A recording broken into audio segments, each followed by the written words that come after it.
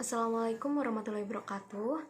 Perkenalkan, nama saya Miftahul Janah dengan NIM 204235157 dari Makroekonomi kelas D.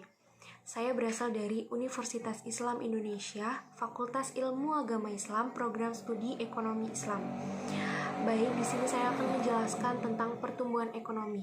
Sebelum saya mulai, saya akan memberikan poin-poin. Yang pertama, pengertian pertumbuhan ekonomi. Yang kedua, ada faktor-faktor yang menentukan pertumbuhan ekonomi. Yang ketiga, ada teori-teori pertumbuhan ekonomi. Baik, langsung saja dimulai. Apa sih itu pertumbuhan ekonomi? Pertumbuhan ekonomi ini adalah suatu perubahan kondisi perekonomian dalam suatu negara secara berkesinambungan untuk menuju yang lebih baik lagi dalam suatu periode tertentu. Dan biasanya pertumbuhan perekonomian ini dilihat dari kenaikan GDP, GNP,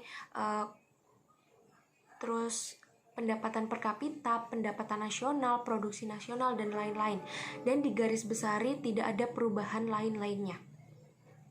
Selanjutnya ada faktor-faktor yang menentukan pertumbuhan ekonomi.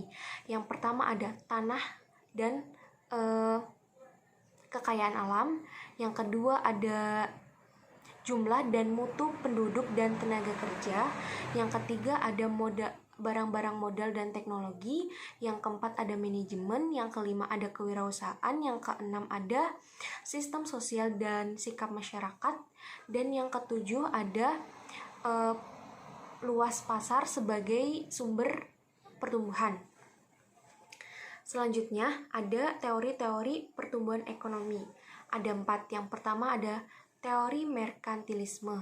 Yang kedua ada teori klasik, dan yang ketiga ada teori neoklasik, dan yang terakhir ada teori historis. Yang pertama ada teori merkantilisme.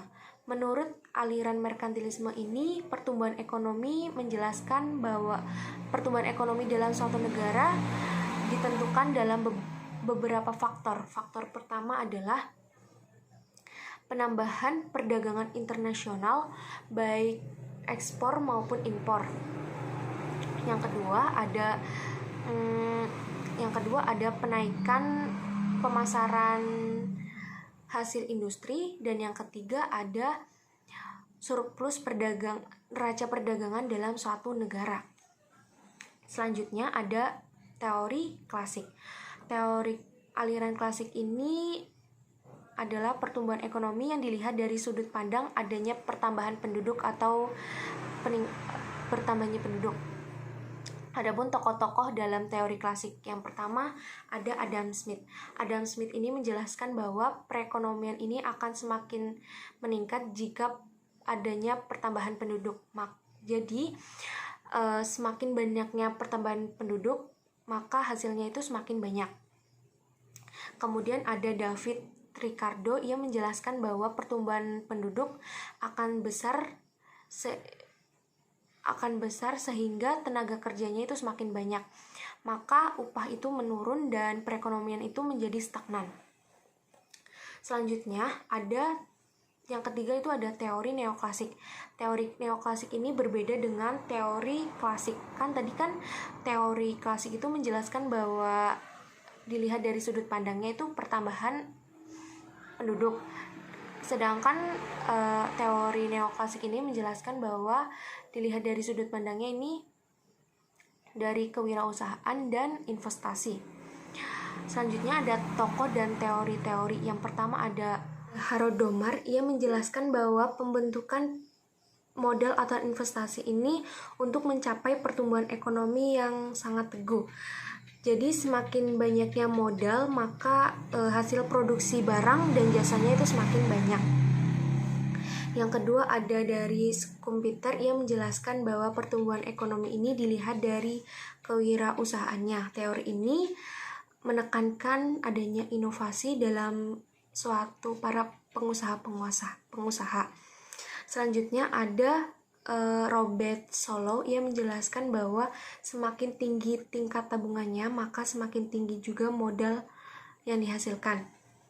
Adapun faktor-faktor utamanya, yang pertama pertumbuhan penduduk, yang kedua akumulasi modal, yang ketiga yang ketiga ada teknologi modern, dan yang keempat adalah output atau hasil.